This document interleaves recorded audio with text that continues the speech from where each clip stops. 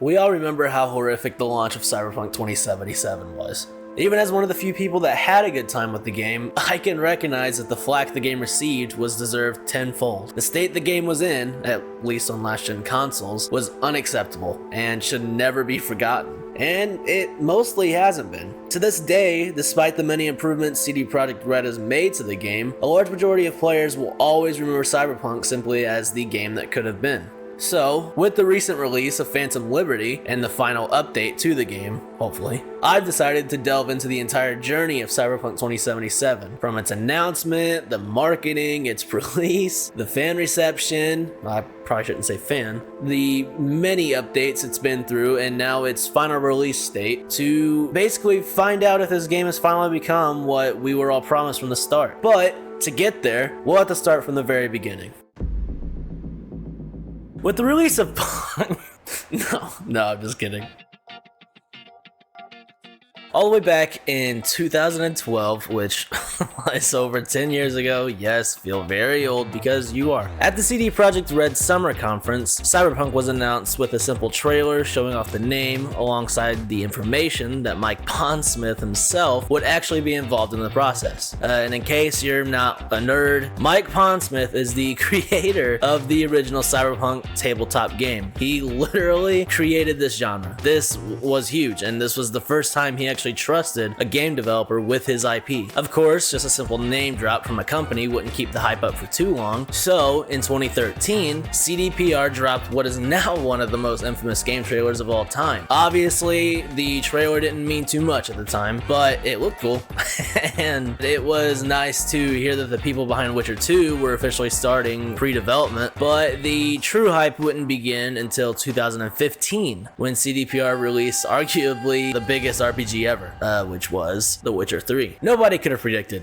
just how big The Witcher would be. It destroyed people's expectations and it skyrocketed CDPR's stocks. You see, around this time in gaming, hell, it's only gotten worse now, but microtransactions were on the rise. And not just in the multiplayer front. There were games that had DLCs for the longest times, right? And all started with the Oblivion armor, whatever. This isn't what this is about. But with The Witcher, fans were surprised with the generosity of over 20 DLCs, ranging from quality of life changes to added storylines and quests to explore, all for free. That, and they added 2 paid expansions. One that was seen as a full-on sequel to the game, just for $20. So yeah, everybody loved these guys. All eyes were now on them. And while a smaller team of around 50 people had already been working on Cyberpunk at the time, after the release of The Witcher's final expansion, which was called Blood and Wine, you should play it if you haven't. I don't know how you haven't played The Witcher yet. CDPR sent the entire team over to fully begin development of their next game, which would be Cyberpunk. Well, what have we here? So, in 2016, the studio's head took over as the game director and began making decisions that would change up the core gameplay that the smaller team had in mind. Mainly, which was the biggest change, there was a lot of them, but the biggest change would be going from third person now to first person, which is still a relatively niche area in an open world game. It was especially strange since most people actually enjoy looking at the gear and stuff they find in their game on their character. Adding on to that, the big emphasis of fashion and style points in the Cyberpunk genre, it was a very strange decision, alright? Whether it was good or not, that's to each their own. I didn't mind it, but you know, I get it. All of these changes would eventually start adding up onto each other, and the team began to have some infighting, causing some of the developers to quit midway through the development of the game. So afterwards, the company would go pretty silent, not wanting to, you know, show anything until it was ready, like they keep saying.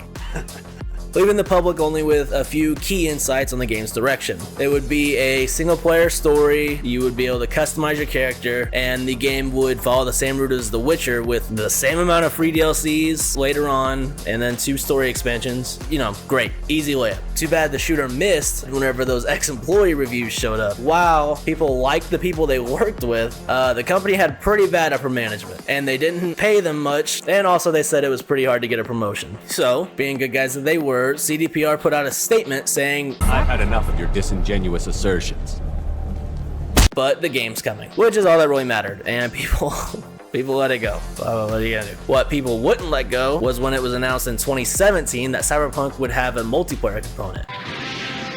Because every single player game, as we all know, with a multiplayer add-on is, well, actually pretty good. But CDPR had recently gotten $7 million in funding from the Polish government to help in the development of seamless multiplayer, which nada, didn't happen. City creation, which, yeah, the city's pretty nice. A cinematic feel, absolutely, the art style is amazing. And animation excellence, which is kind of a weird name, but they definitely got their money's worth on that one. But single player fans were pretty skeptical after learning of the multiplayer thing. And you know, all the bad reviews, whatever. But CDPR still had a trick up their sleeve, and they showed it at E3. Near the end of Microsoft's turn, or their spot, however you want to call those things, a Cyberpunk cinematic trailer would be shown off, enthralling the people by showcasing the city, design, and scope, as well as a teaser of the player character V. We also got the classic release dodge, hidden in the little back area where they said, you know, when it's ready. What is it? That stench.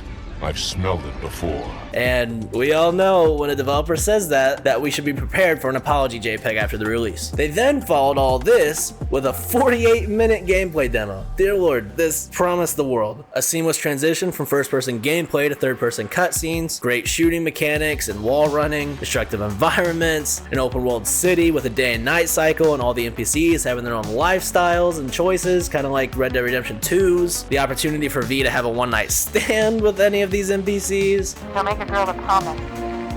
If you know you can't keep it. Quests with many different ways to complete them and branching styles. It was essentially promised to be like GTA 5's open worldness with Witcher 3's quality of writing. It wasn't gonna be that, but you can't get away with promising all that. It was huge and also like real, unlike the cringy Anthem one that turned out to just be fake.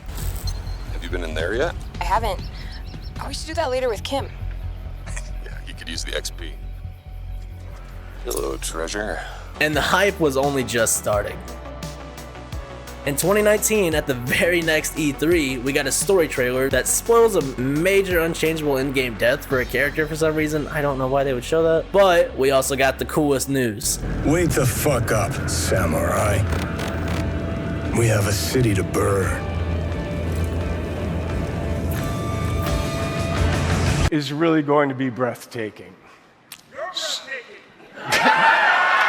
breathtaking! And everybody loves Keanu. We still do, alright? Yes! Along with Keanu, we got the release date, April 20, 2020. A whole year ahead. Yeah, some people were disappointed. But hey, they wouldn't say a release date unless they knew it was ready on that date. As they said, only when it's ready. Liar! CDPR also got ahead of all those old employee reviews by telling Jason Schreier, who was actually at Kotaku at the time, which is crazy, that they would start being more humane to their employees, which I'm pretty sure you said that the employee reviews weren't true, but hey, good on you for lying, I guess. Of course, you know, people rejoiced. We were getting a good game, it was coming out just next year, and our favorite developers would stop being treated like animals. Times were looking up. Well, not according to all the insiders claiming there was no way in hell this game would be ready by 2020, but hey, they're stupid, right? CDPR wouldn't lie. As the development came along, there were some hiccups in the process. With all that going on, CDPR made the difficult choice to delay this game another 6 months. Damn, that sucks. A lot of us took off work for this, but you know, COVID also sucks, so it's cool with us though. Plus, they're saying this will give them more time to polish the bugs away. Cool, huh? During that delay time, they actually found a whole other mess of bugs, I guess. You know, oopsie. And they had to delay the game yet again to December 10th. Oh, fuck. Shareholders were pissed, gamers were pissed, but CDPR assured everybody they'd only release the game when it was ready. They also couldn't get their money back on all those billboards, buses, and benches that said December 10th on them, and that outdated Xbox would be forgotten if more people had the Series X when this game was released. So, December 10th was set in stone. City of Dreams. I'd gladly kick the balls off the idiot who thought that one up. You don't believe in no fate. Every day digging the grave. Step in the pit with the snakes. City of dreams, city of gang. You don't believe in no fate. I might just dig up your grave. Step in the pit with a gang.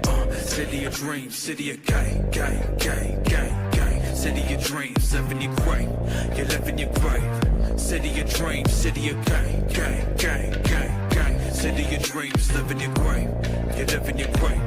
City of dreams, city of... Okay, so before the storm and all that shit show. We'll get into that, but we actually had a brief moment of respite before the game came out with all the reviews that had been coming in from every known, outlet and YouTuber, and it was pretty damn unanimous that the game delivered. 9s and 8s and 10s all over the board. Well, I've never actually played it. Before you assume anything, don't get me wrong, some reviewers did say that it was buggy. Hell, I knew one or two that even said that you shouldn't play it yet because it wasn't ready, and they were crucified in the comments. It's kind of like whenever Days Gone got a 6 out of 10 at IGN, and people were like, wow, reviewers fucking suck. If reviewers say the truth, people will get mad if that truth isn't what they think the truth should be. So it's kind of a, give and take. But overall, the consensus was that we should all keep those pre-orders in because this game was everything it was promised to be. We're sorry. Access journalism, am I right? Of course, those same outlets were attacking the game a week later when it was popular to do so, because the game was the definition of not ready. Now, I will give them the benefit of the doubt. They did make it clear. CD Projekt Red, they did make sure that nobody was allowed to play on consoles. They only let them play on a PC, which is the most optimized version, which is putting it lightly, I guess. And they also wouldn't let them use their own footage for the reviews. How did we not see this coming?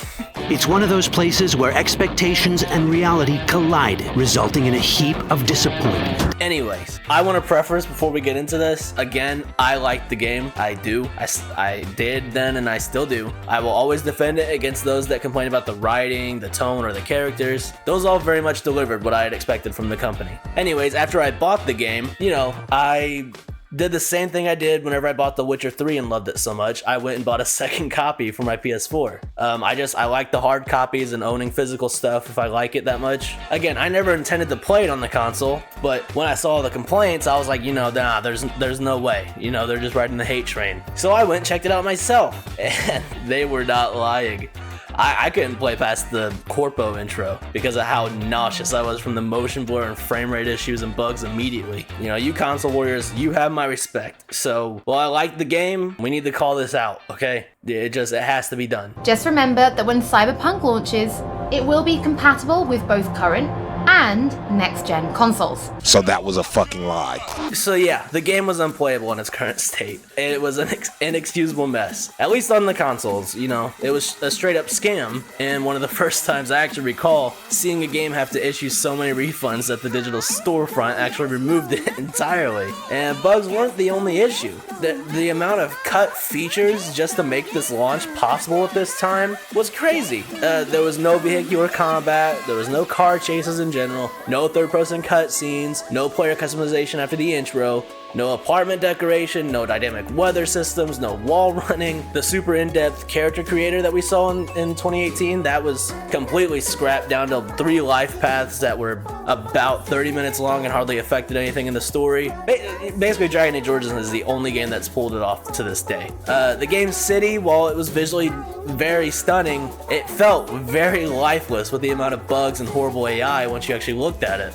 The game went from, like the tabletop RPG Cyberpunk to a first-person adventure game because of the lack of player agency in the quests. The only quest with actual branches and ways to complete it was the very first one, most likely because they had already shown it to us 2 years ago and it was the first one finished before the crunch doubled down for the game to make that when it's ready release date. Now, we can go over everything wrong with the game, but we all know it had a shit ton of problems. Recovering from a botched launch on this scale for an ordinary multiplayer game is already hard, right? For a single player game, even more so. It's like rereading a book. You know how many people just don't do that? But for a single player game with this much hype behind it for a studio that had made a name for themselves for leaving the creed to others, that was gonna be damn near impossible. But CDPR were gonna stick it out because, if they didn't, the company would never recover. Nope, but I'll figure it out. This game was very quickly hailed as one of the worst game launches, and to this day is still referenced when people bring up bad games or too much hype or video game delays in general. I'm so sick of single player games launching like this where they're not finished and you have to come back 3 years later.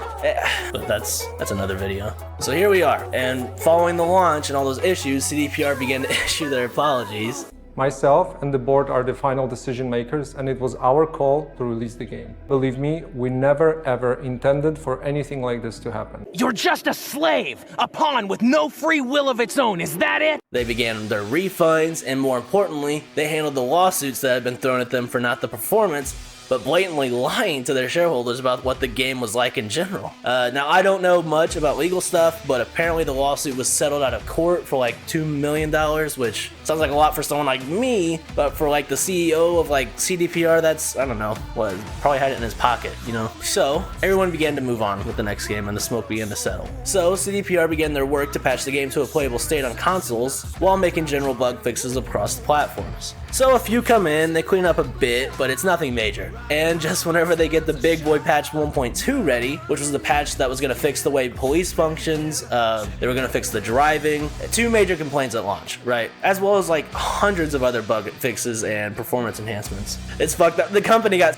hacked, and the hacker was able to steal all the code of both Witcher 3 and Cyberpunk 2077, and then attempted to blackmail the company under threat of selling the code off into the net. Now, of course, CD Projekt Red refused the deal, instead having their employees start wiping their computers and refresh the patch essentially, which would sadly set them back about another month from the original release of the patch. I also heard that the guy did actually sell the code eventually, but I haven't heard anything major about it, so I'm sure it didn't really do much besides just delaying the patch, but I don't know, maybe we'll hear more about that some other time. And hey, credit where credit's due, they got the patch out, and it was exactly what they said it was. Was it worth the wait? I mean, kind of. I mean, it was no game changer, and it definitely didn't do anything to bring anybody back, but it was definitely the step in the right direction. And I think, as somebody that has returned for most of these patches, everyone else could feel that. We all knew that it was heading in the right direction, we just had hopes that they wouldn't leave it. So, after the release of patch 1.2, Cyberpunk was finally able to start its climb in numbers, both review score and player count. It was still more popular to be like, no, the game sucks and you're an idiot for playing it. But after getting some more smaller patches in, the new Netflix show Edge Runners, which was basically a smaller story in the same city as the game made by a studio Trigger, it got the attention of a lot of older and new players alike. Come on, got something to show you. The show, I can't stress this enough, the show was so good. Alright, I mean, well, I was gonna say you should watch it, but it's it's pretty depressing, so do so at your own peril. But it was sick for fans of the game, right? It was shot for shot the same city. They used some of the locations from the game that we had already seen, so you could like revisit it in the game. They used the same game UI for like phone calls, and even had a big tie-in that made people want to return to the game. It was, man, it was so cool. I can't express this enough. I hope we get more stuff like this in the future. But this basically bolstered the player numbers even more so when cdpr added in patch 1.5, which finally put the game where it needed to be. It got new game mechanics like vaulting. It had more improved handling on the cars. You can now customize and buy new apartments. They added performance modes to the next-gen consoles. Speaking of consoles, it was now playable on the PS4 again. You can now customize your character in-game through the mirrors. They added more weapons and attachments. They improved the photo mode pretty vastly. And they finally added the option to skip the brain dances during, repeat playthroughs or just the first one in general. And more importantly, with patch 1.6, time you got up, they added in a lot of Easter eggs from the show, like one of the characters' guns, a jacket, which I know sounds stupid, but it's really cool. I use it. They added more stuff, but I don't want to spoil the show. Look, the game was way better now. And this, in my opinion, was how the game should have released. They could have made it like this, and then had future patches be the free DLC they promised, like in The Witcher. We might have even had multiple storyline expansions like The Witcher had the game perform better, but sadly, they've already confirmed that Phantom Liberty is the one and only expansion now. Now, I guess they could change their minds after Phantom Liberty does well, which it is doing pretty good from what I've heard. I think it's just best to just let the story lie and move on, with a better engine. I'd also like to mention after the release of patch 1.6, they announced that the last-gen consoles won't be able to access Phantom Liberty or the final 2.0 patch, which, yeah, it kind of sucks, but honestly, focusing on releasing games on old and new-gen consoles has plagued the release of many, and there's got to be a cutoff at some point. There just has to be. I'm sorry if you can't afford it. I get it, I can't either, but it just has to happen. So, at the very least, they kept true to their word and made the game what it is now, for those that can't get a PS5. And, hey, it has cross-save, so you could revisit the game later on whenever you can upgrade. After adding in some more bug fixes and general enhancement to the game, with a few more little patches, cdpr held back all their major gameplay changes for September 26th, which would be Phantom Liberty's official release date, and alongside the paid expansion, they had patch 2.0, which actually was coming out on the 21st, I remember that. It was before this. Meaning, if you couldn't afford the upgrade, you still got all the gameplay enhancements from the DLC, including, but not limited to, the redesigned skill trees, which, hey, That's pretty cool. They have the Edge Runner characters, but you know, whatever. Got my girl Lucy, that's cool. The revamped cyberware, they added actual car combat and chases, the new police system, which basically has the police act more like GTA. You know, they drive around now and show up in cars instead of just spawning nearby. And the community radio station, which is basically like a station housing many fan-made songs for the game. And then for those that actually buy the DLC, they'd get an entire district added to the game, the option to interact with Charles Minor, a full-blown storyline that actually gives you more options in the main game for the ending, but I'm not gonna spoil that. They added in some dynamic events to the map. They added in some cars that actually have guns mounted on them. And yes, they are actually, they're fun to use. They're really cool. They added in a new skill tree. They increased the level cap. It's a lot. I will be fair, I do think the level cap and skill tree should have been in the patch for free, but you know, beggars can't be choosers and all that. So, is the game finally good for those that stopped playing it after release? Absolutely. Absolutely no doubt in my mind. This is a very good game. Is the expansion worth the price tag? Absolutely. I think the story was really good. All the upgrades it added. This is very much worth the price. Is this finally the game we were originally promised? Absolutely not.